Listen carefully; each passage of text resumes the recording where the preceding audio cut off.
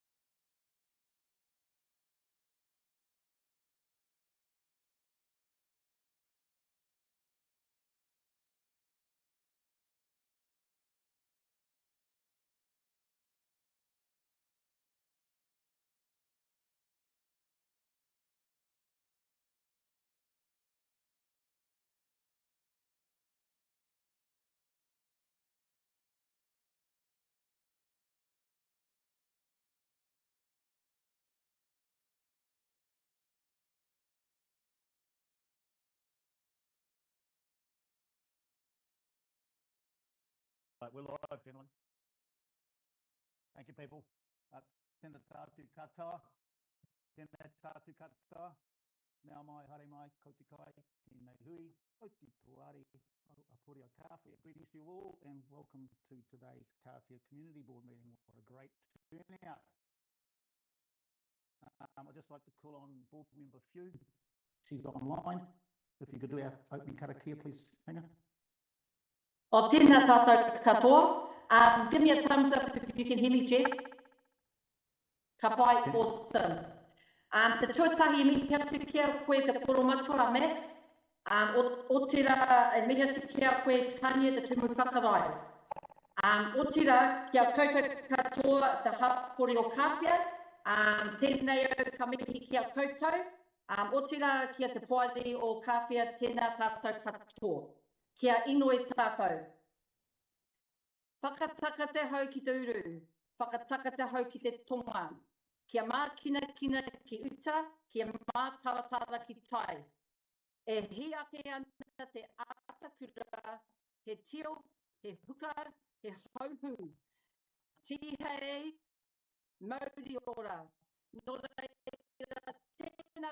Thank you, Board Member Few. And to everyone that's here today, a great feeling out. Like, I know you guys have a great passion about Kāwhia, and that passion is truly represented here today. And after who we just had, it was held with respect and with dignity. A lot of good thoughts and comments come through on that one. Apologies. We've got apologies from Board Member Dave Watch. Seconded by Tip. Right. Moving on to the public forum. And we have got a apology for public forum speakers today. Once again, we've got four. Once again, it's just a good opportunity to go through the tenor of our public forums. You can all have 5 minutes, okay? And what I suggest you do is don't let it interrupt you with questions, right? So use your 5 minutes wisely. Speak to the subject that you indicated to IDC. So those are our four speakers. We've got Hana Ora, and he'll talk about the Kāwhia community ground and some things for the Kāwhia. We've got Scott, who's got a pretty good solution. Actually, going to present on board battery, so we've got David Brown, Benz, who's going to give us some updates around Kāwhia, and then we've got Kathy Michael, who's going to give us a brief update on the museum and just how things can get a bit more relations and just how things are going to happen. Maybe question here. But if I can start by asking, could I ask you, please, when you're coming up, can you please sit at the table? Because then we can record what you're saying, and you'll also get live stream for the people, okay? So first one up, and I will, because we've got such, and after this meeting, we've got workshops and all sorts of stuff. So we're looking at a 7 o'clock close for us guys, and I know they only brought us sausage rolls and some sandwiches for dinner. So I will be hitting the button, the little bell at 4 minutes, and let just give you a chance to close off, and then board members will ask you questions if they've got any, and then we'll move on. But you will notice on the agenda that a part of the meetings we'll have a chance to talk about some of the things that have been asked about. Okay? So first up is Hano. You need no introduction. Yes, please.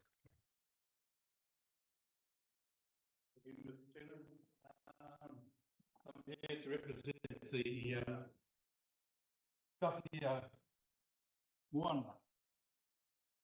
Kāwhia Tangata Kai Festival. My colleague and deputy chair is Bruce Bemley behind me. They can join you. They can join you, Hannah. They can join you. Your chair. If he wants to. Yeah.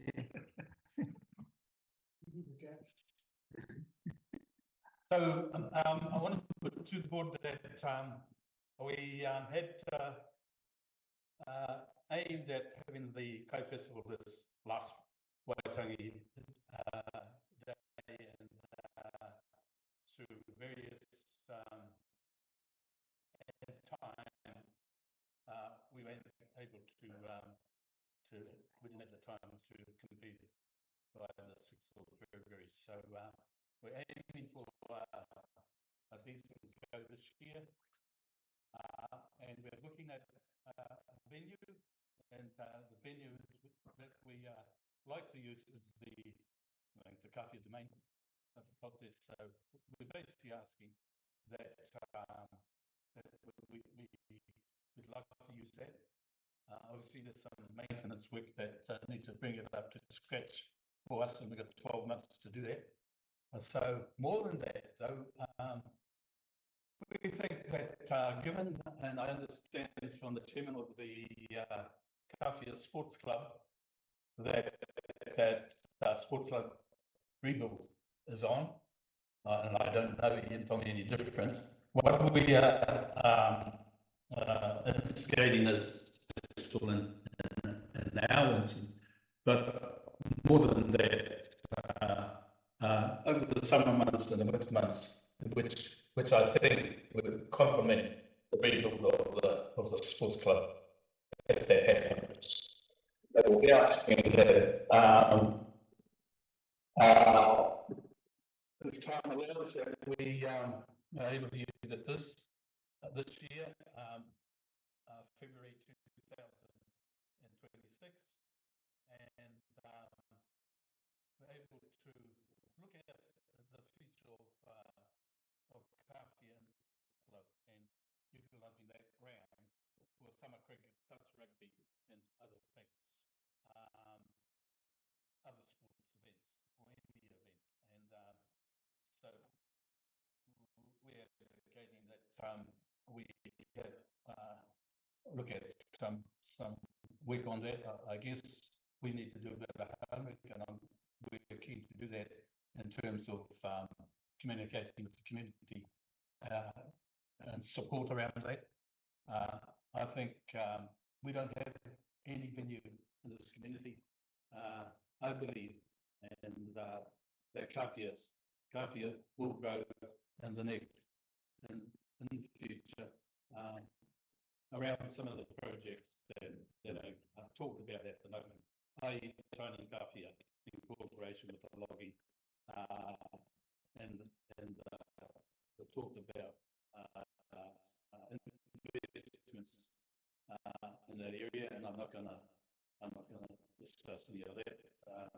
But I'd like to think that we can look at after we get some more community to use its ideal facility for tennis. It has been now netball, soccer, anything. We don't have one. We don't have any of that. So do we say, well, let's do the homework and ask the community for support around that? It's pretty similar to what I guess the intentions around the alternative access is getting the community support. So to give us permission to use the ground specifically for our committee for the Clay Festival 2026. Yeah, thank you. Thank you. Board members, questions, councillors, questions?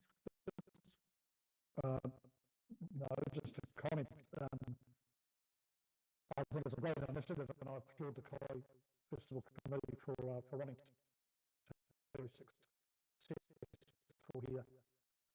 And as you're aware, has attracted to the community. So it would be great to see. The only question I have over the moment was two actually.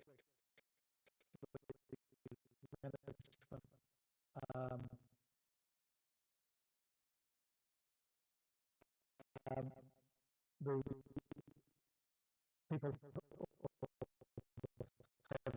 people have been spoken to, and I'm happy to use thank you.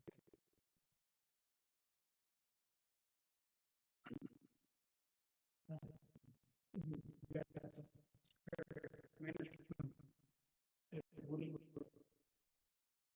be best that it might require some direction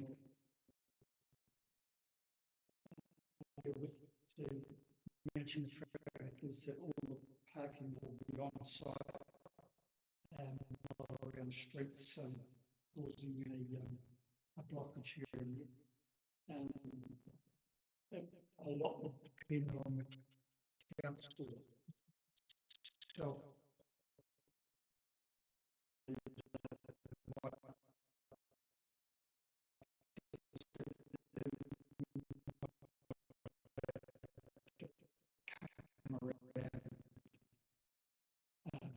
street around West.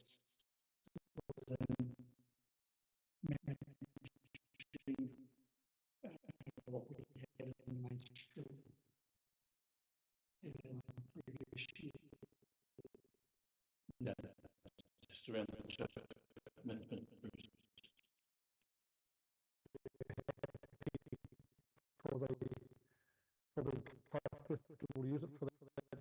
that date? Never been a problem. She's always allowed parking in there.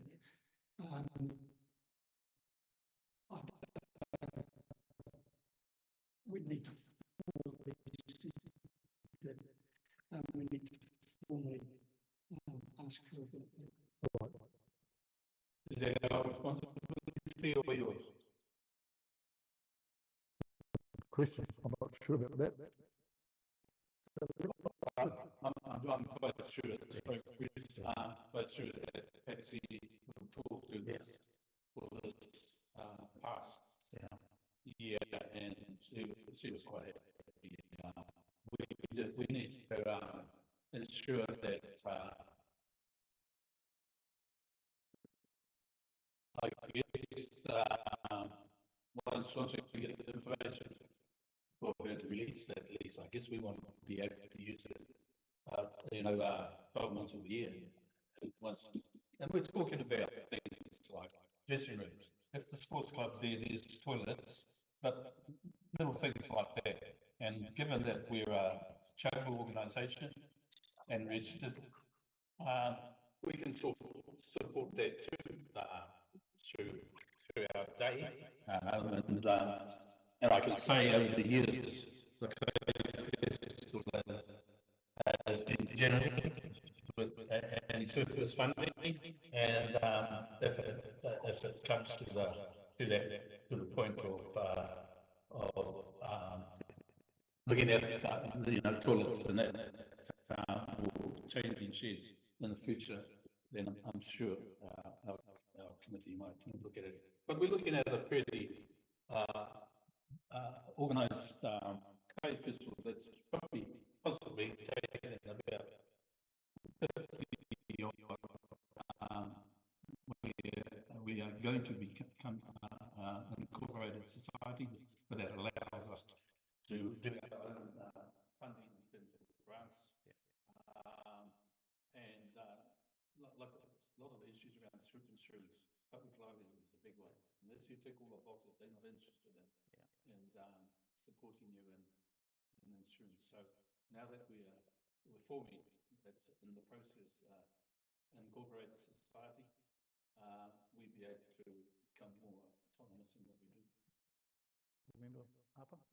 Just the Kāwhia domain lease is coming up for in a month for discussions with the lessees and all the rest of it. So it's a good time.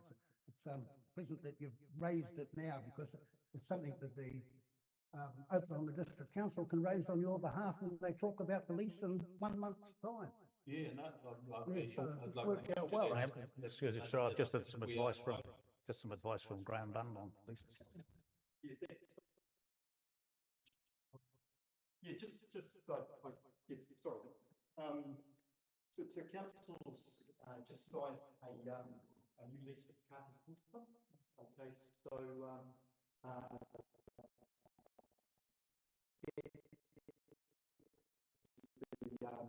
the old lease that we had with Sports Club, so it includes like the bowling green and the tennis courts.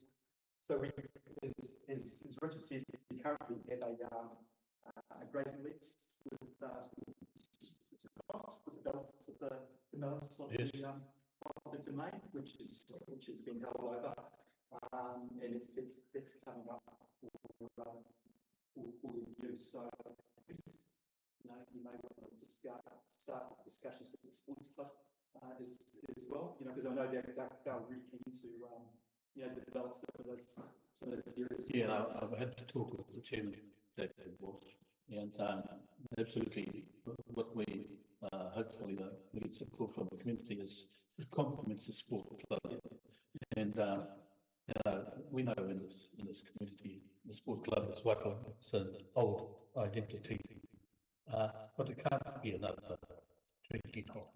You know what I mean? Yeah. Thank you. So, will we have any questions? So, just to clarify, this is in collaboration with the sports Proposing to you is entirely the Kāwhia Festival committee So, and so this will be, you're asking for permission to use grounds that currently are leased to Kāwhia Sports Club. Okay, so the Scots lease. So it won't be the lease that's currently with there's certainly an appetite to take this a little bit further. So if you could actually give us a hard post on what you've got, and what you're actually asking for, you can maybe make a community board meeting. Or maybe next one, but certainly March, April. If you, we've got it sorted by 3 or 4 months. Yeah. Okay. Do you see any difficulty, because we're starting to look at sending in so we need confirmation and in mind. We're aware that there's Ormity Park and Market 2. We ain't looking at any of those venues at this point in time. Only if this approval is denied, then we'll obviously have to look at elsewhere.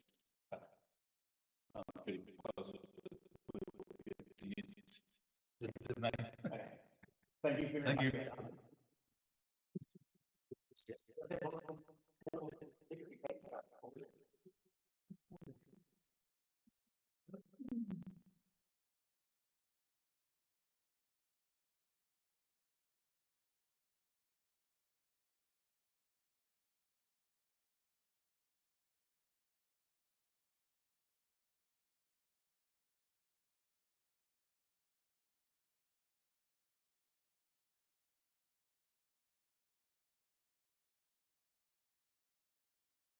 Yep.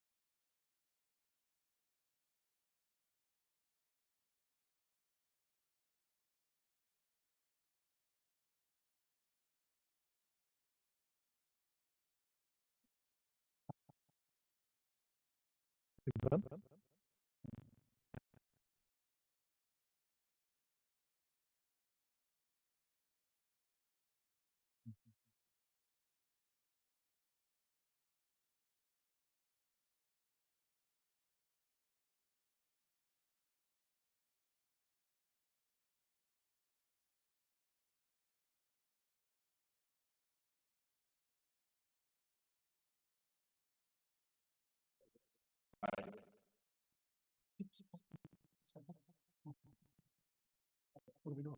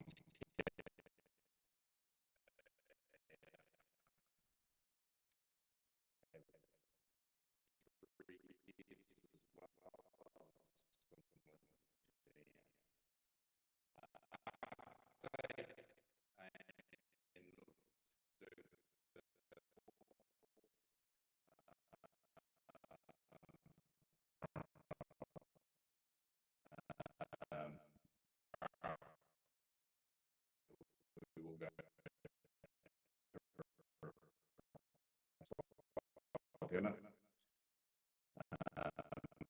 There will be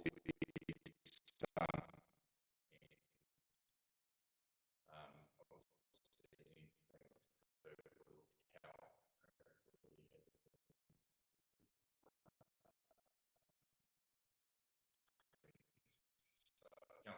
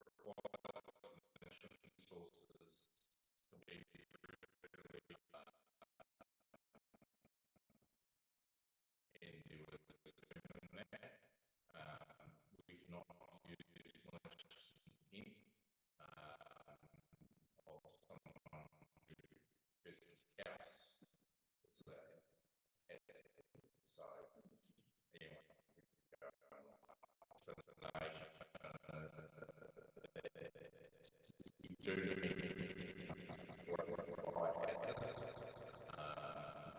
long grass, lots of risk.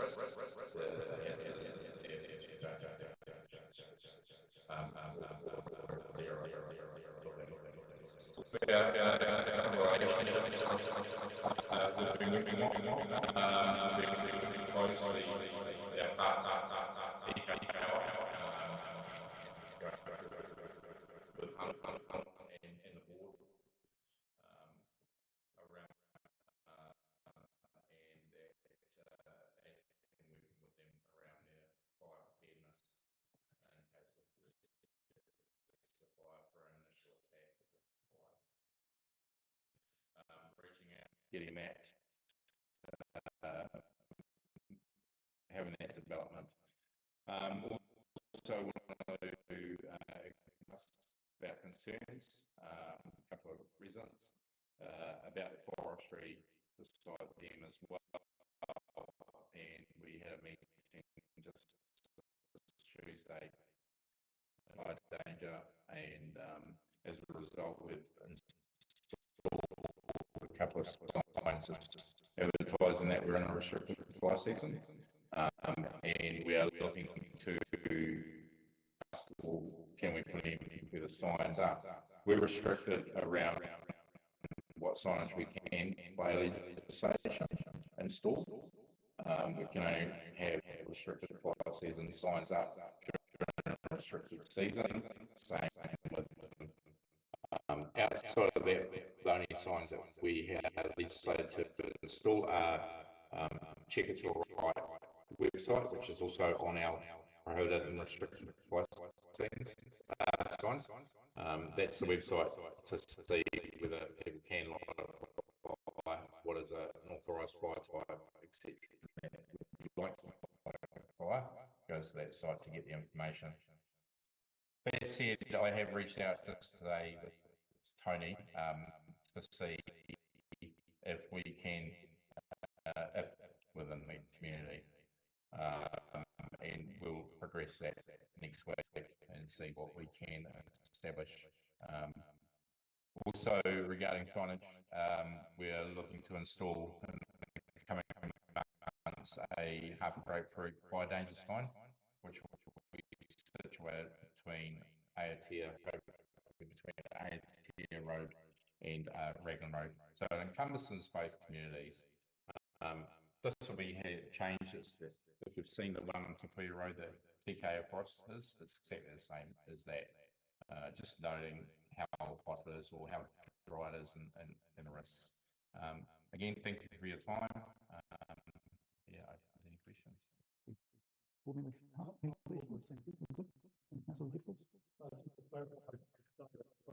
Fire season is a fire event. Yes, yeah. The old sign used to be total fire ban, but it's the same. Currently under restricted fire season, people request a permit. Doesn't mean that people actually get the permit. It's just, we have 5 days to assess permits online if we don't have to visit the site, and up to 10 days if we have to visit the site. And just to clarify for the very large public presence we've got here, the Omiti Street house you're talking about, that's derelict but can't be classed as a fire hazard, was the one next to the fishing shop there. Yes. The one you see all boarded up now. Okay. So unfortunately, it can't be declared a fire hazard, but at least it's getting less risky at the moment. I think you can determine it as a hazard, but it's not for a hazard. No more hazard in my house. Yeah, we can't. My house. I understand. Taking action on that legislation. Okay. David, thank you very much for that. No, thank you. Good. Oh, what a Heidi. I called you in a second. How did that? Oh, apologies. What a Heidi Scott can come in now. Me tūtahi kia koe te tuene. Nā i tukuna whakamomi te ki te rungarawa, tīnā rāwhia. I'm here on behalf of TKI and also for the whānau that own the land past Maka Makatu, right around to Matatua Point. This map here shows purple, the land that is owned by TKR. And take note that the land goes into the sea. Now, I've been given the go-ahead to tell the Kāwhia community that on the 18th of this month, TKI have hired a lawyer from Kāwhia who also claimed back the land. Apparently, what she has stated, Tony, is that the Māori registered land is not affected by the King's chain. So they have hired her and are going to be instructing her on the 18th of this month to write to ODC, informing them that the road is illegal. That he lacks the ownership of TKI land.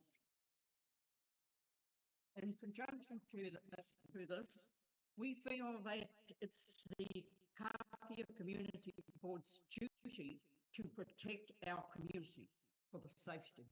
And so we are asking the Kāwhia Community Board to support TKI's application for the alternate access way, because as you heard from the previous presentation, that it's 24/7 and it's to the benefit of our locals. So TKI and the whānau from Makatu B2D2 and Makatu E are requesting that the Kāwhia Community Board approach Otorohanga District Council. The second point for TKI is from Tom French Grove up to the top, and there is an easement that Otorohanga District Council is responsible for. And at this stage, what is the TKI are waiting to talk with Otorohanga District Council to discuss the easement, which affects the alternate access way. And that is where the hold-up is. That's what I believe. And I've got that information from one of the directors of Tainui Kāwhia Incorporation. So that's my take today, is to ask you, well, actually, the community board should be considering the safety of Kāwhia, because you know, with the vehicles turning over. So as soon as we can get this easement settled with TKI and Otorohanga District Council, that access way can proceed. And it's knows that we had the engineer's report and it was the planning of the access way, because we need to have that road beach access changed. And Otorohanga District Council can change the bylaw. Okay, so that's my statement. Kia ora. Kia ora. Questions? Board Member Harper? All the legal stuff is beyond me, because people have been working on it for quite some time. Yep. I personally believe that this whole thing can be sorted out with some goodwill from all the people. And it can probably be sorted out with goodwill from just the locals of Kāwhia, to be quite frank with you. And I support I support a resolvement of this issue, okay? But I'm well aware that speaking to different sections of the community, you know, there's all sorts of angst going on. They're going to stop this, they're going to do this, do that. My personal opinion, and I'm speaking as a board member, but my personal opinion is that the alternative access has to be established before you close off what access is there now. I think if we close off what access is there now, there's going to be a hue and a cry, and people will just go wherever they want, and then it will really get out of control. Because there's a lot of hotheads out there that'll just do anything, in my opinion. Yep. And so I support the idea of an alternative access. I don't know who's at fault for holding it up or not holding it up or doing whatever. But yes, I think it can be solved with goodwill from all the people in Kāwhia, more than outside of Kāwhia, to be quite frank with you. So I hope we get results one day. So do I, and I think that the crunch of it is TKI and OBC need to come together and sort out that easement. But we still come back, we need the community board to support TKI's application. And as I said, that the engineers have told TKI they would not go any further because it was costing TKI money. If, as you say, that roadway carries on. But as I said, ODC has the power to change the bylaw. But do we have the money, Dave, to make that occur?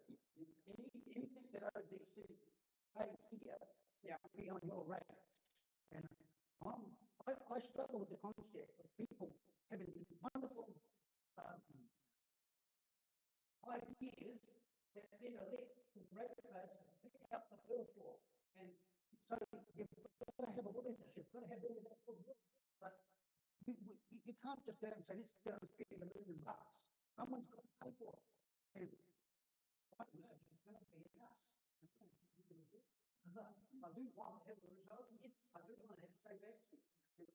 I think there is some matter from me personally about the respect that should be shown by some people who don't show up when they bypass that law. But it's going to take money, and I'm not sure that maybe just people want to work together and have some goodwill. You know, it's very much like what's happening today. Today it's about I open up this fishing competition. Normally, all the other boats sitting outside, blocking up the roads and everything else. But with a good bit of goodwill between the line and the boating club, there's no boats out there on the road. But all inside that road, and inside the land, you can provide available, and you can provide compensation for that land. So it's just goodwill that will fix it. No point in quoting this or that. Well, that's good, because as I said, that wall, that came back to us to pay for that wall. So talking about the goodwill, this road, where are we going to go? Yeah. But what we need is ODC to come and agree with the easement, and then we can continue. We found the money for that. We'll find the money for that roadway. Suggestion from one on Facebook was put up a toll. If you want to go through, you pay a toll. But we didn't for the way. So we were just wanting it to go. So if I could help, Mr. Chair, so we had the property manager and the group manager here. So we've heard around connecting with TKI. So I think there's an action there. Yep. In terms of the bylaws, so we've heard that, so we can take that back and maybe bring a report in terms of what that means back to the board. So yes, we've got some actions that we can take back out of that. Thank you. okay. Councillor Jeffrey, any questions?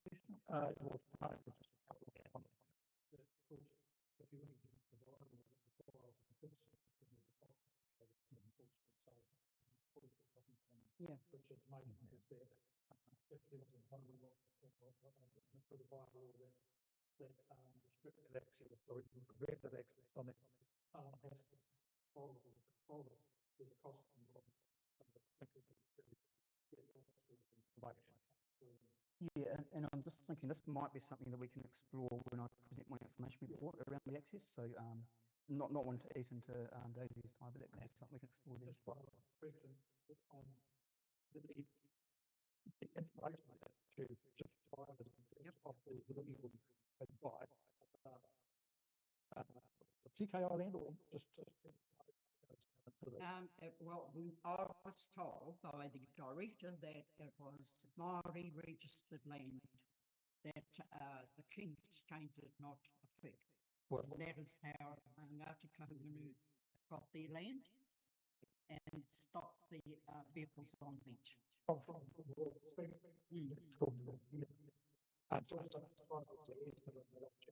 Is available. Would the owners still allow access across? Yes. the world? Well, that's something that TKI and ODC can come to agree to close the road off once the access way is there. But we need that from ODC to say that they will close the road and that once the access way is open. Yep. And that is what TKI has said. They will do that access way, provided ODC agrees to the beach being cut off for vehicles. Thank you. That clarifies that. Thank you. Just another question. Do you have another question? Yeah, right. In the interim, which seems to have been going on for a long time, It has. I've been walking out to the beachfront, just trying to watch what's going on and all the rest of it. And you're quite right. There is an element of danger in the pathway that's here at the moment. I've looked at it and think, but I think a couple of strategically placed signs might be able to overcome some of those difficulties. And I understand and I heard you well about, people don't listen to me, how are they going to look at bloody signs? But would there be any objection to the council looking at that and putting in a couple of, to stop people going across that lagoon? Because I can see where they're all getting stuck. I can see the bloody marks where they've been thrown out. But we can stop it with a couple of strategically placed, good worded signs. Yes. I agree with you there. Yes, I agree with you because I was in Aussie and Jeff went and they Hori knows where I'm going. for that. So I was in favour of that, the signs coming up, but then we talked about it, and when I experienced speaking to someone, they didn't take any notice, and as I said, are they going to take any notice of the sign? I think But for safety, Richard, we do need to have the signs up so that we can cover ourselves and say, yes, we've got a sign here to say that it's dangerous to go that way, turn back. Can I just say that there is work in progress. These signs, but it does have to come. Yeah. I've just got one question. The legal advice you've got. Pardon? The legal advice you've got Yep. regarding. Yep.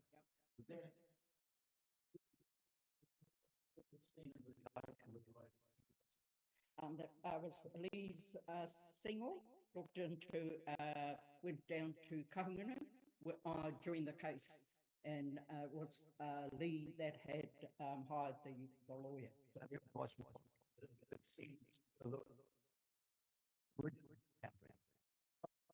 Perhaps help with that. So I did have a look at the titles of all the blocks around the Kāwhia. Yeah. That you should be correct. So we can bring that up on our council. Yeah, you can bring it up. The titles are. That's it. I understand it's something. Yeah. Yeah. This is why it's in the.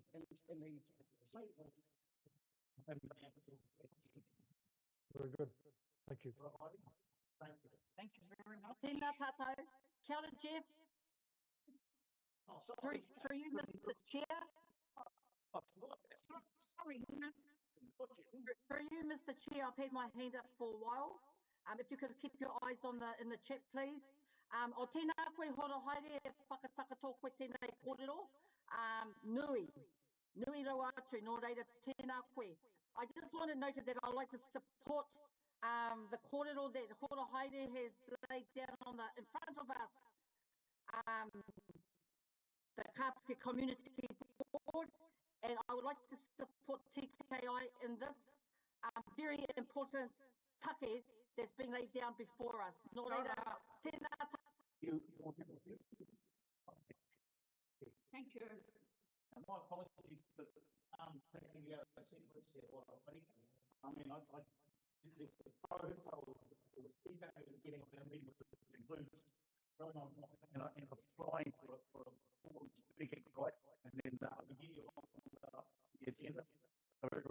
what's going on. We know we know anything. Why apologies there? You have. Speaker is about the Kāwhia Museum. My name is Kathy Rifle, and I am the committee chair for the Kāwhia Museum, Te Wharetonga o Kāwhia, and the Information Centre. And so I just wanted, I've got a number of things to get through, so I'm going to talk quite fast. So the first point is keeping the Information Centre informed. And I wanted to bring up an issue that happened on the 1st of February. My husband and I were on duty at the museum and the Information Centre. A visitor arrived asking various other members of the public later came in with the same request. And when I tried to find out who was responsible for opening the toilets, nobody was able to advise who was responsible for that. But it suggests to me that I rang the council's after hours numbers where contact person wasn't Kāwhia, that was confidential information, but they would try and find out some information. They called me back fairly promptly and advised that the toilets were locked due to a blockage and that a plumber was being arranged to come out and address the issue. So the concerns that we had are notified at all as soon as the issue was reported. There were no alternative solutions for public toileting that were considered. There were no local contacts available to the Information Centre. The Information Centre was not, the Information Centre is not equipped to provide public toilet access. And the plumber stayed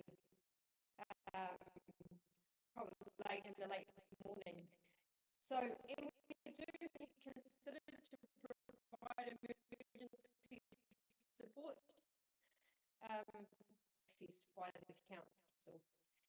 So our recommendation is that the Ōtawahanga District Council and the Kāwhia with the Kāwhia Information Centre to ensure that all matters concerning Kāwhia infrastructure are reported in a timely manner to the Information Centre. And then relevant matters that arise in Kāwhia, so in turn reported. And we recommend that the council follow the Kāwhia Information Facebook page. Find out the stuff on there, and it would be great to be able to keep that communication open. The second issue is access to the museum and Information Centre. Can I just back up a bit? I thought you were talking about the museum. Museum and the Information Centre are in the same location. So what, can I just advance? We might have some answers for you. Okay. Carry on. Yeah. Access to the Museum and Information Centre. There's ongoing concerns with the access driveway to the Museum and Information Centre. The yellow no parking lines are not being adhered to, and yellow lines on a significant section of the road. So museum staff in the past have been parking in the space directly in front of the waka room, but this will discontinue so as not to set any precedents. Last weekend was particularly bad, and this is causing safety issues, particularly for visiting the beach. It also prevents any emergency services being able to access the museum and Information Centre if the need arose and disrupts access.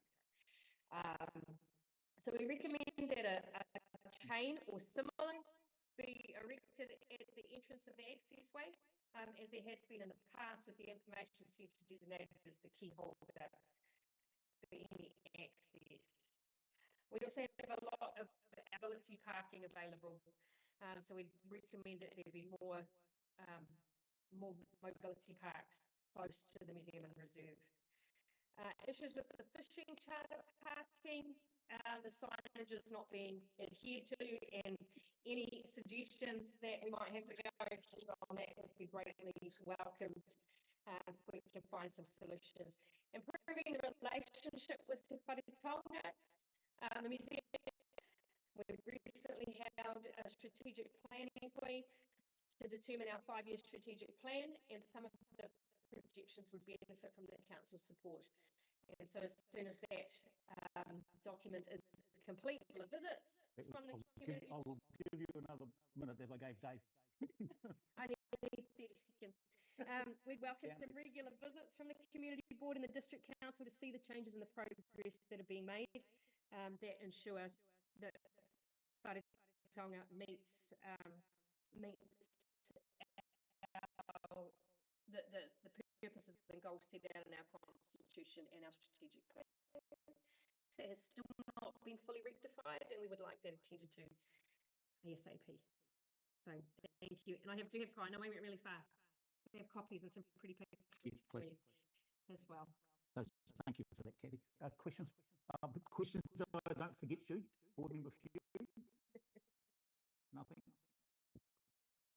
Nothing from me, Mr. Chair, but tēnā koe, Kathy, whakataka tō kōrero whānau ki te wharetonga o Kāwhia. Yeah, tēnā koe, no reira. Tēnā tātou. Yeah, we'll do that. Board member, oh, sorry, Councillor Jeffries first. Oh, thanks. If you're looking for a sort of financial assistance from the council, when you get that information first, I would say people because we're going through just starting to our budget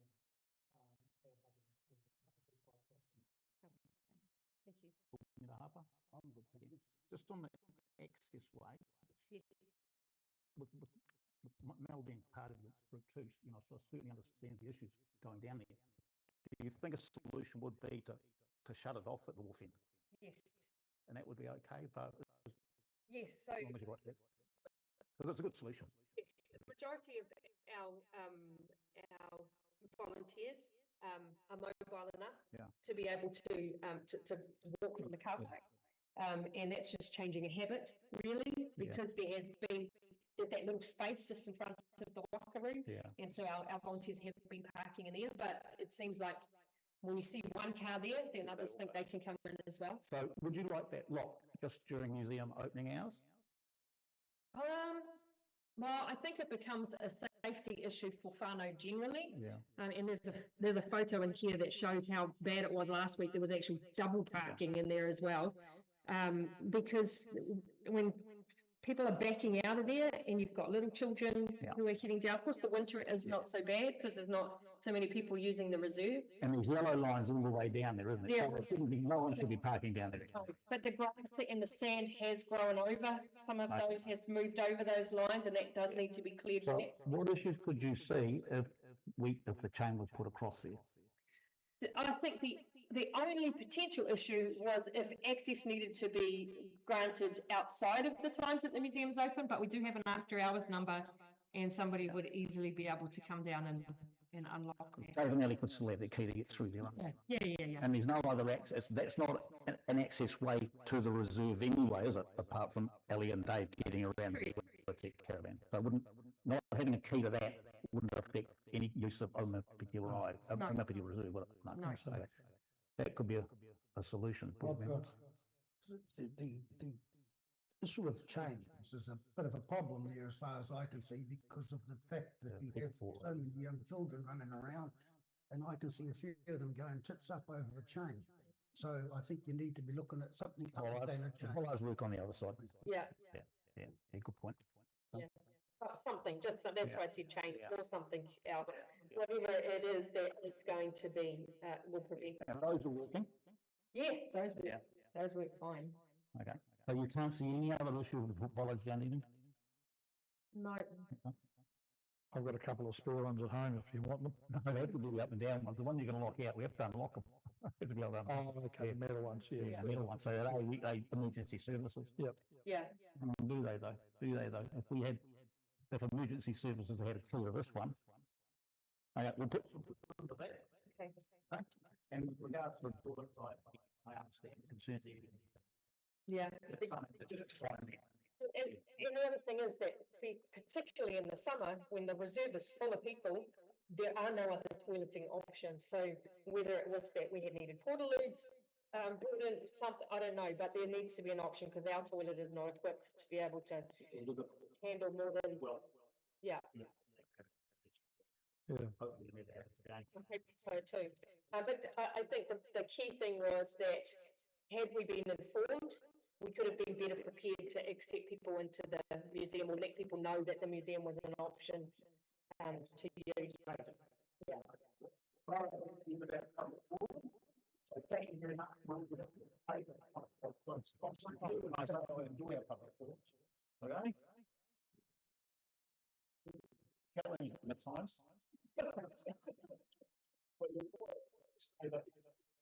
Basically, evening, it's an evening for us. Right, moving on to late items. Late items, any late items from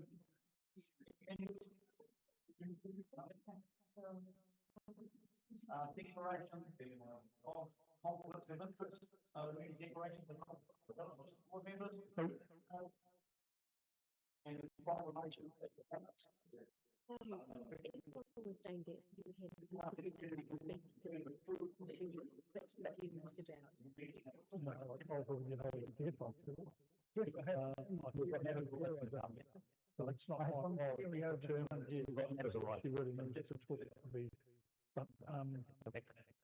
started all the information onto the board and was up to the board what they did with it. So I'm not too sure where they could be.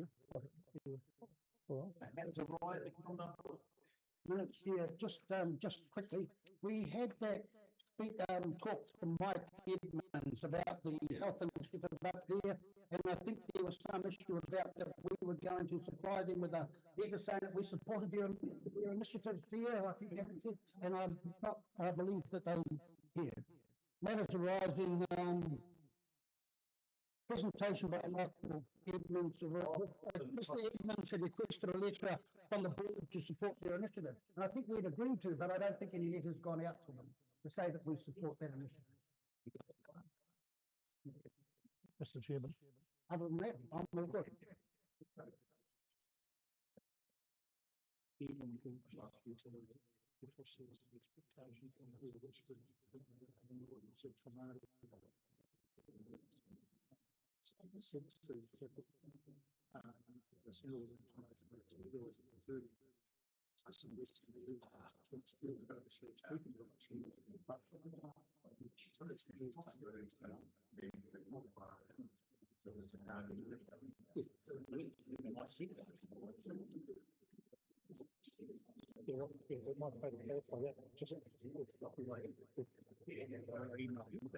We did, yeah, but I thought she was in the loop. No, no.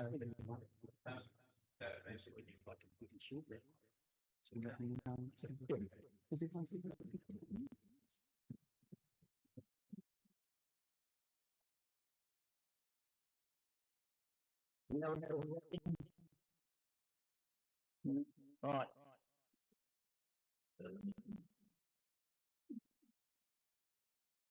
Who's a Mr. Agenda? There is.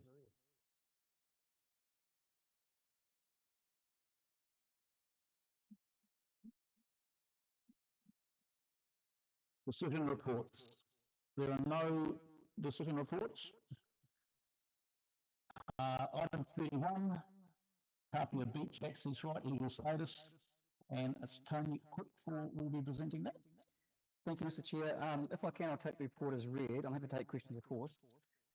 If you like, I've got a couple of comments in response, I guess, to the public forum and also the community meeting beforehand that might assist, I suppose, in this kōrero.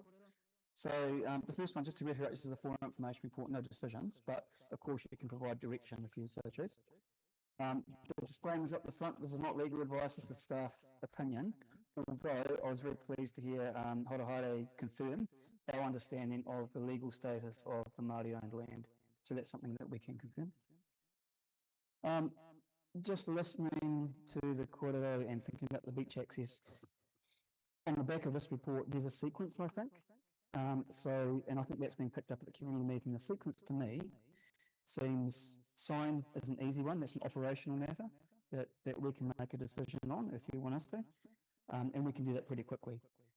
After the sign, the next sequence event would seem to be get the alternate access in place and legalised. Then after that, we could look at whether you wanted to close the road. I'll just pause the meeting for 2 minutes. She'll be back.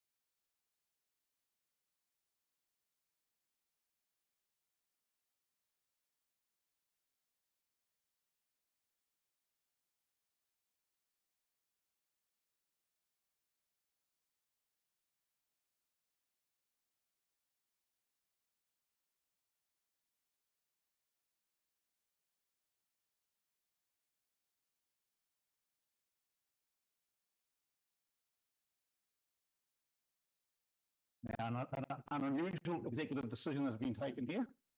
There was a late application for the public forum speaking that I wasn't completely aware of the circumstances, so sticking to standing orders, I stuck to standing orders. Being the chair of this community board, I can make exceptions and create executive orders. So the floor is yours. If you could introduce yourself and do your progress. Thank you so much.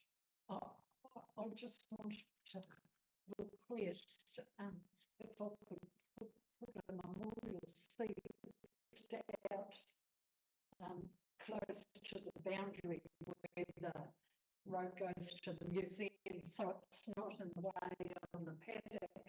My husband, he Introduce your husband. he brought Your husband is? milk No. for the preschoolers in the winter every year.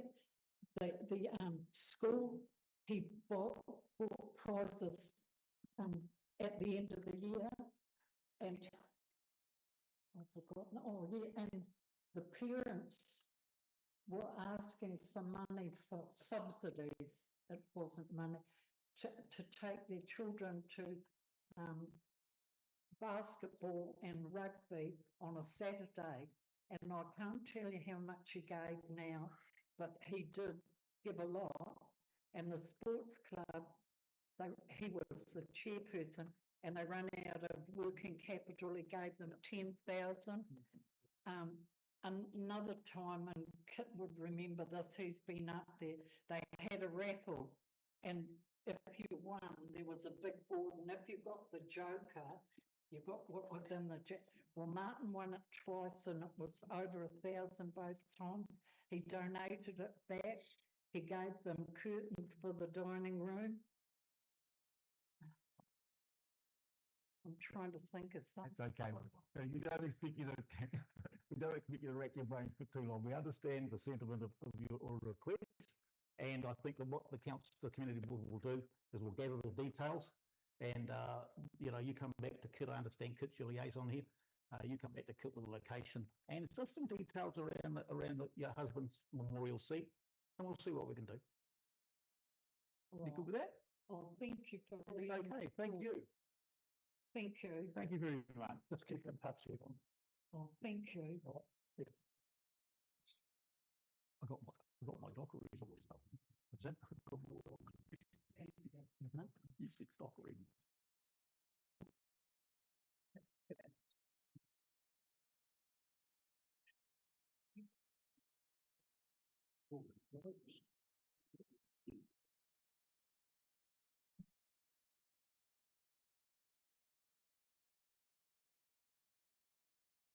Thank you for your patience, board members. That's Quite a whispering going on this meeting today.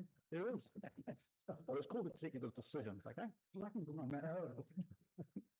Floor is now yours.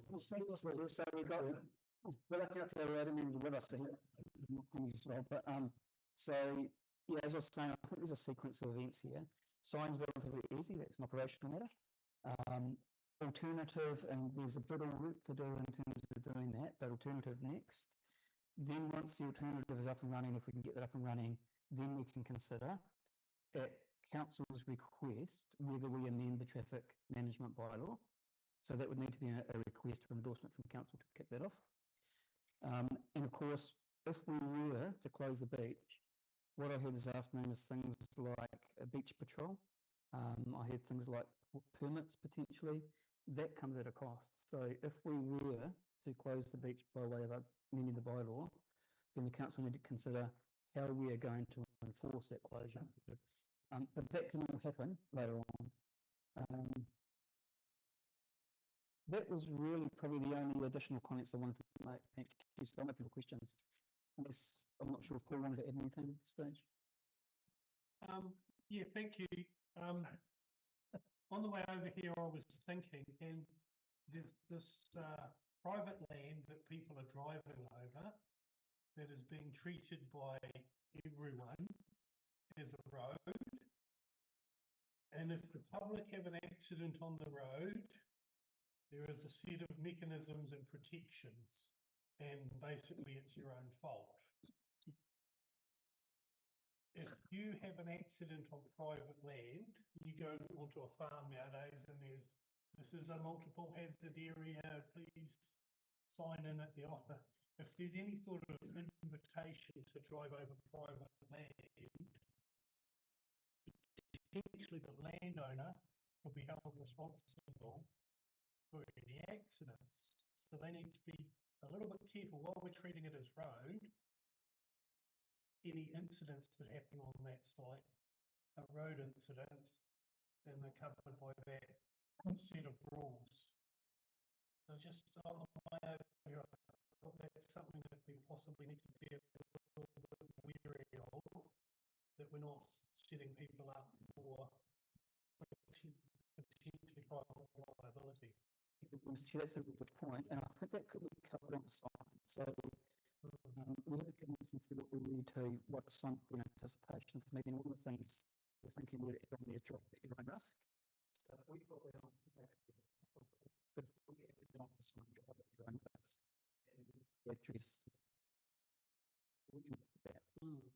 Are we talking about the signs that we're going to put up about the access now, or are you talking about after there's a new access? What? I'm a bit lost here because we seem to be digging deeper and deeper and deeper and deeper and deeper. We ain't going to solve the central government's acts. We aren't going to solve it, but we can solve this issue with some goodwill with the locals. But the more walls we put up, the harder it's going to be to solve. And I think there's a realism that people acknowledge that until there's an alternative access, they're going to continue to use what's there. So there's no issue with that. All we need to do is tell them a couple of signs saying, don't drive across this lagoon, you mutt, because it's that deep in mud. There's and everything. And that's all that's required. Then we can go on and fix up the access, alternative access. So to clarify, that's a little bit, Richard, for that. So this initial sign we are thinking would be just exactly that, a warning sign, not stopping access. It would be drive at your own risk. All the rest of being just I'm going to do this sign, Tony.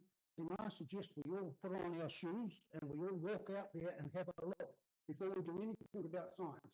Because the sign that you want is a sign to say, don't cross here, go to the end of the lagoon. When you get to the end of the lagoon, you need another sign that says, don't go past this place, turn right, don't go left. Pretty simple. Takes them straight out onto the beach. What they will do is because the gentleman who made the point about the debris, yeah, he's quite correct.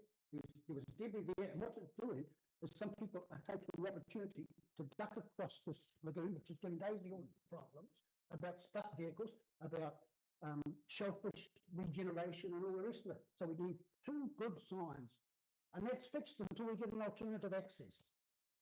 $1,000. We'll take about a As I said, members here, there is some work going on behind this. Earphone. You got your earphones on? You got your earphones on? Yeah. Oh, just, yeah. There is some work. Should I say? Yeah. there is some work going on regarding signage, okay? And given that whatever decision is made about access through the lagoon, it's going to be a while before that happens. So I think that I can show you some signage now that we're working on, okay? But I think, yes, after talking to you about what some of the issues are further down the beach, that could be a good resolution. The signs aren't going to be any use to anyone up by the marae. Yeah, we solve the issues that are there. Well, there is a sign down there now, but it's okay. Board member Bill, any questions? No questions. Councillor Jeffries? No questions. I do have one. Waikato Regional Council, he indicated that historic boundary is, whether it's out in the ocean or back, creates legal title. I don't think that's right when you read that, eh? It's the erosion line, isn't it? Again, I'm not a lawyer, but my understanding of reading the Act and working in this area a little bit in the past, and if I'm referring to page 19 of my report, where's the picture, right there in front of you. So Moho Watma appears nominal. I think what Jacob was saying, that the title moves in with the That's not quite correct. So on our titles, on our property files, it does show that Māori land extending into the beach area. And I think what he's thinking about is an esplanade strip. So when there's a river, there's two legal mechanisms. One is an esplanade reserve, another is an esplanade strip. An esplanade reserve is like a title, it's fixed in space and it doesn't change. An esplanade strip changes with the movement of the river. In my understanding, that doesn't apply to the foreshore. There's no esplanade strips that I'm aware of around the foreshore. So that's, the title moves backwards and forwards, say, with erosion. And the title is fixed in this case. Yeah, so pretty simple. No matter how much land was in front of my land, my boundary is now back where the land is. Well, pretty simple, correct. Māori land is an exception. Okay. So for Māori land, in terms of legal access, and again, I'm straying to legal stuff here. It might be best to stay out of it then. Yeah, so wait for the legal opinion. Wait for that legal opinion. Yeah, I think once the legal opinions come back, then some hard thinking needs to be done about the whole thing. Absolutely. You know? Can I just make one comment, Mr. Chairman? Thank Tony for a very good report, and it's clarified a whole lot of things. The thing that generated this report was a query about whether a rahui could prevent access to the beach, and you covered that off in 2.5, where he says a general rahui does not have any legal status to restrict public access, and I think that was the key issue, which probably generated the report in the first place. I think the exception to that is if we get this legal confirmation that Māori-owned land remains with the owners and there's no public access, then it would follow that if they wanted to put a rahui on the Māori-owned land, that could potentially be a mechanism to prevent access. Okay. Reading this, though, there has to be customary marine title for that to happen, eh? Not necessarily. That's one mechanism of rahui. Yeah. I understand the issue about the rahui having no legal standing, but that wouldn't stop the community board for expressing support of a rahui, would it, at all? So it can be done either way. Yeah.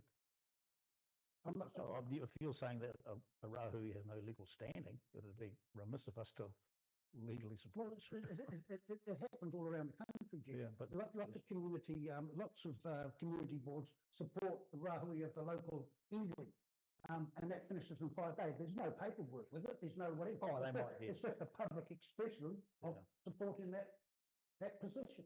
Well, I think is that general support though, rather than specific. I don't know.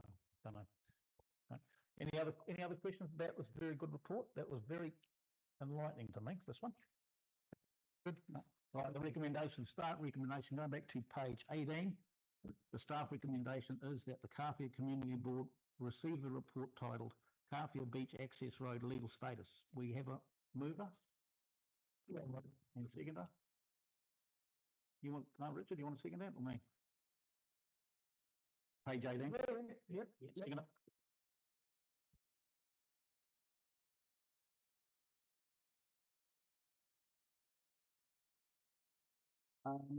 Public excluded, there are no, oh, hang on, we've got a, you're here for something, aren't you? Aren't you?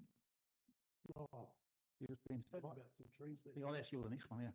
Public excluded, there are no reports, board member updates. What's the time? Okay, we're at 5:13, I'll go first. We've got still got a long night ahead of us, so I'll make mine short. I've had a suggestion for the wall over there that we, instead of spending a lot of money fixing up the louvers, why don't we just get outside the square and put branch sliders in there and open it up so that you've got a nice outlook. It lets light into the community hall. It'll let heating into the community hall because the sun travels around there, all the way around. And you could extend a little bit out the side there, a little deck out there, so mums can sit out there and watch the thing. And I thought with the amount of money that we've got sitting in the reserve fund here that was left for us by Alan and Santa Rupe, that maybe that's an option we can consider going forward. Well, it's a good idea, except I think the money was originally intended to fix the piles, wasn't it? Down here, the horse sinking in the corner here. Oh, that'd be operational maintenance.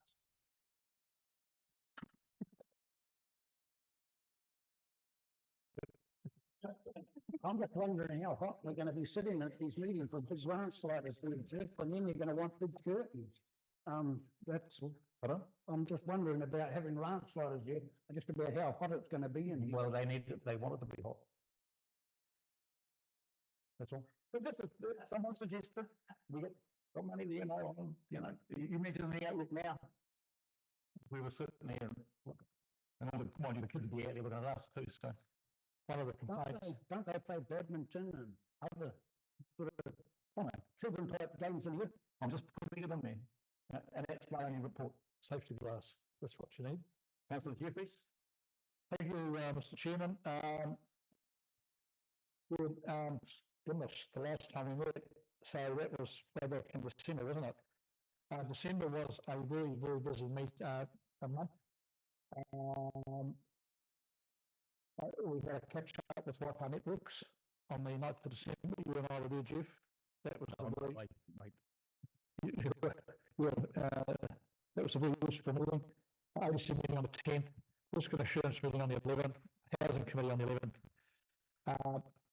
Went to the Kāwhia school prize giving on the 12th of December. I think Max was there. Yep. You got a chance to make a presentation or two, I think, Max. Yeah, it was good. We had a Te Tai Kāwhia meeting on the 13th, which was followed by the unveiling of the statue across the road here.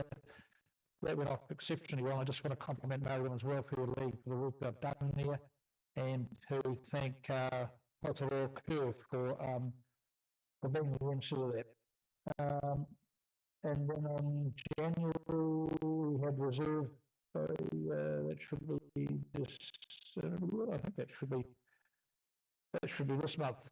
There was nothing in January, and on the 11th of this month, we had the reserve strategy management plan hearings in Kāwhia, and that was followed by a workshop and further briefings on different topics, which can be all found on the agendas. That's me. That's all. Thank you.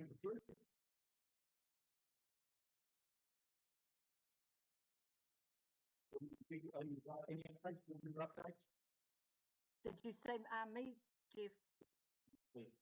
It's very hard to hear. Tēnā tātou. I'm out at Hopopu, hence why I gave my apologies. Event managing the biggest tribal event here in the Waikato. Now, the Tainui Games is a biannual event. At the last games, we had over 38,000 tribal whānau come back for these games. This year, we have, which is happening on this weekend, Saturday and Sunday, we have 58 marae that have registered. We have over 900 teams that will be participating, and we've got a great representation from Kāwhia Moana marae and also Aotea marae. right over to Taharoa. So it's great to see our own whānau coming together in such an awesome tribal event. So I'm looking forward to that this weekend. The other kaupapa that I attended, along with some of the other board members, is that we went out for a trip out to TKI to the forestry, and we had a one-on-one haidina visit with Hano. They took us out and showed us what's been happening out there, and that was very informative and a great trip. And it's great for the board to have come together on just come together and do some bit of bonding as well in the beginning of the year. I just wanted to bring up a couple of kaupapa as well. I did mention it a few hui ago about the sign out the way with the slow drive carefully sign with the cat. I'm looking at bringing a proof to the next hui with branding, and also we're going to hit like a bilingual Reo Māori along with the message that we have as we enter into Kāwhia. I don't think that cat does it for Kāwhia, so looking at the branding that works with what we've got with the photo frame at present, and also with our storyboards that we are working on.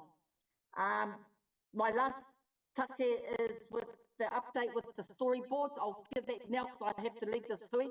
The storyboards are work in progress. I will, at the next hui, I will bring along what to have a look at, and then we can take the next step for the Nō reira, tēnā tātou. Board member Hapa? Yep. Just a few things. Not everyone might know, but on a regular basis, since the 16th of January, which is Thursday, which is the start of outside the car park, they had trailers. But that was in that whole area down there. But they had 19 boat trailers outside the car park. The next day, all the rubbish bins were overflowing. The car park wasn't full. They still had boats parked outside it. I'm going down 2-3 times a day. I'll be going down here as well. The charters seem to get a lot of blame for the cars parking in the yard. Businesses that seem to use that as their own little parking rate. At one stage there were 8 vehicles from one business that sat there for most of the day. The Dove charters have a little sign up telling the patrons that put your cars in that car park over there or the one by the dock or our boat won't leave. So these groups are trying to resolve this issue. But with that and what's happening down at the other boat ramp, I think that ODC may have to give us some teeth about clamping vehicles, which will stop a lot of this nonsense, in my opinion. I can't believe that none of the kids have been flattened here by vehicles down there. They're dashing in and out on the sand. That the lady from the quite right. That area is so popular with kids running backwards and forwards, and they all get to the tap to wash their feet, and they're all running around here. And we've got people who park their cars here for 8 hours while they're out on a fishing boat, and I just think it's a nonsense myself. And but I think that they are trying to control it. It's a lot better now because I drive down here now, and this car park is full pretty often as far as the doctors. So people are changing, but I think the council are going to have to give us some teeth to make these people want to change, so that they are parking in the public areas. The other issue I had was the issue of the big tree as we come into town over the garage, covered in ivy. Made some inquiries about that, but apparently it's on private property. So to me, that's it was raised by the local residents who said, you know, is that a safety issue and all the rest of it. I actually thought that was reserve land because the eastern pathway is going up to those properties, but I've been told it's private property right down to the roadside, which does surprise me. But what do we do about that tree if we recognise it could be safety? So there's probably a couple of things in there. One is around the enforcement of the parking. So at the moment, we don't have any funding for parking enforcement. So if you want a council to do that, you need to bring a recommendation back to council. And then at a council meeting, you could direct us to enforce, and we need to look at how we budget that. So that would be the process. While we've got animal control officers coming out and building control officers, they're not parking enforcement people, and they don't have the warrants at the moment to do that. Yeah, I thought we'd contracted out to a local security firm to go and put the clamps on, and then Tiamuta Towing could come and take them off, and then they could ask them for $500 every time they took the clamp off. So we all stay well out of the firing range. There's options, but that would need to come back as a recommendation. And once a few people have been stung, I suspect our parking will be pretty much fixed up. But who knows? And also the issue of the local contractors. I've reported 5 water leaks, and we've just had a water upgrade program. They all get attended to in reasonably good time, in my opinion. That is pretty good, you know. But we don't seem to have a local contractor, and I'm led to believe there are local plumbers in this area, but we're always bringing someone in from Tiamuta or from somewhere else. So a little on what that lady was saying from the museum is that do we need a list of local contractors who can do these outcalls within 30 minutes or 40 minutes instead of a day and a half for someone to come from Tiamuta or wherever. So do we have a list of local contractors that ODC use? We probably do, but there'll be something to take back to Jared. So we've captured that. We can take that back to Jared and ask him to look into that and come back. Just on the tree, so I'm not sure if Paul wanted to comment, but I did talk about Mark Lewis. It is on private land from what we could ascertain.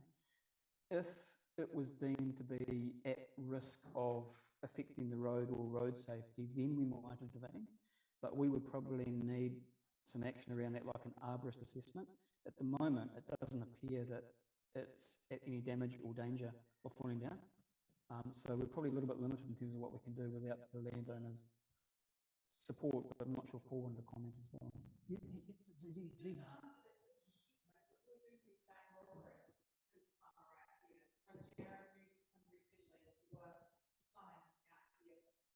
Doesn't live here. Yeah. He doesn't live here, though. He's from you. Yeah. It was good when his father was here, Mike. It was Mike could be, you know, but I don't. As I said, we've got contractors living here. Council could use them and others use them. It seems to me it would be good if we had a few locals on hand. But they don't live here. So.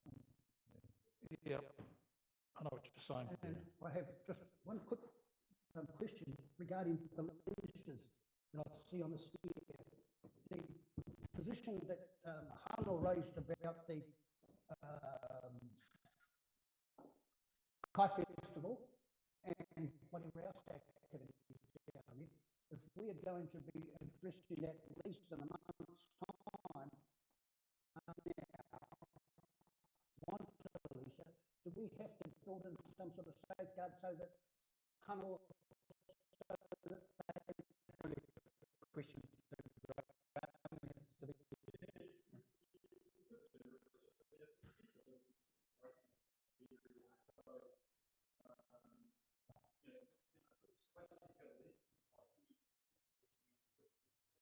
Yeah, so that's why I'm raising the point now, because if once the lease is done, the lease is done, you know, and then it becomes up to the goodwill of the leasee.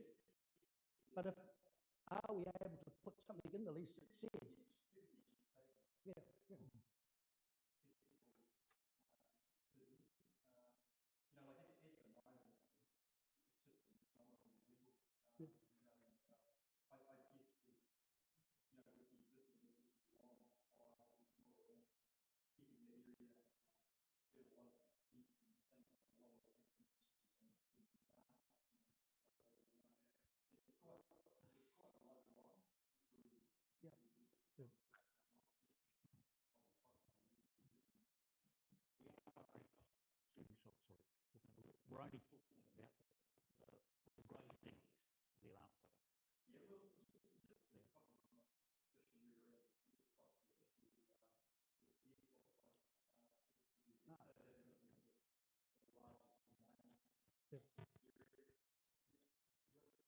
That's what I understood, and then he mentioned things like cricket and stuff like this here as well. So that definitely can't be done in that area that you see mowed at the moment.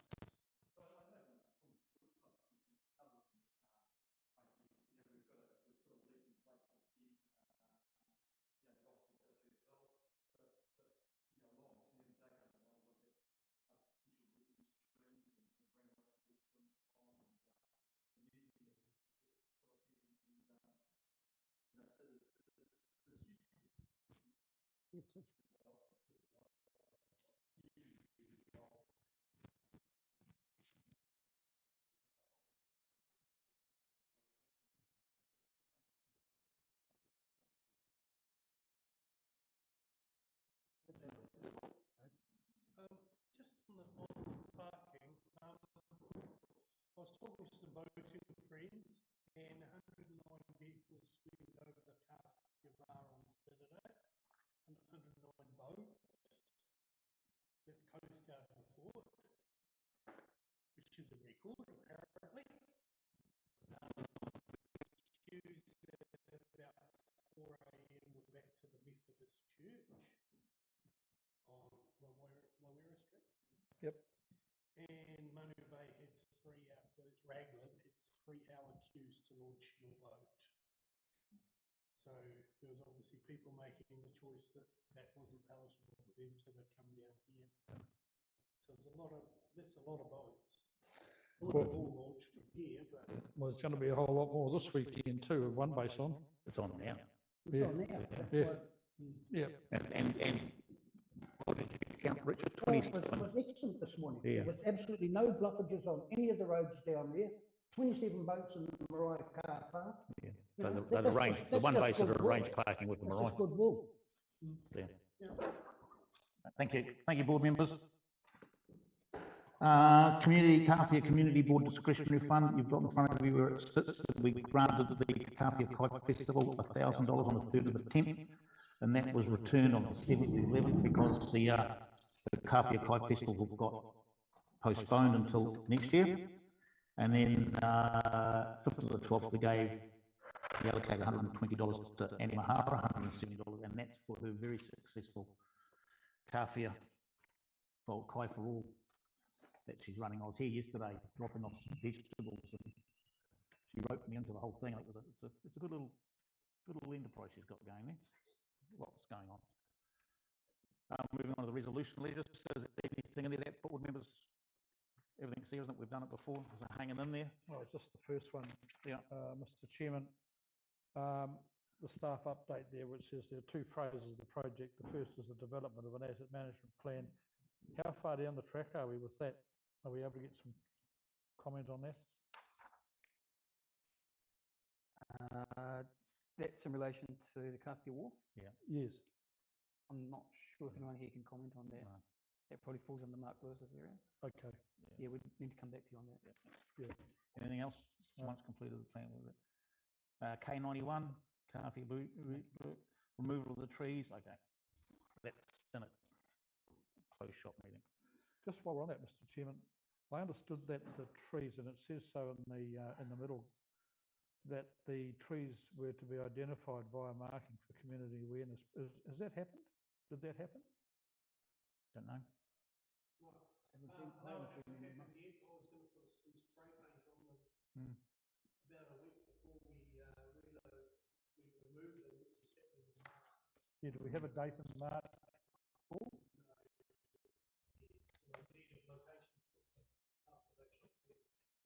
Okay. Well, I think you appreciate that it is a sensitive issue for some people in the community. So I think probably as long as we give a lot of prior notice as to when it's happening, date, time, and that sort of thing. We've got an update coming on it. There's a workshop on the trees. Is there? Yeah, the discussion after. Okay, good. Yep. Right, closing prayer. Hinger's not there. I'll do a quick one.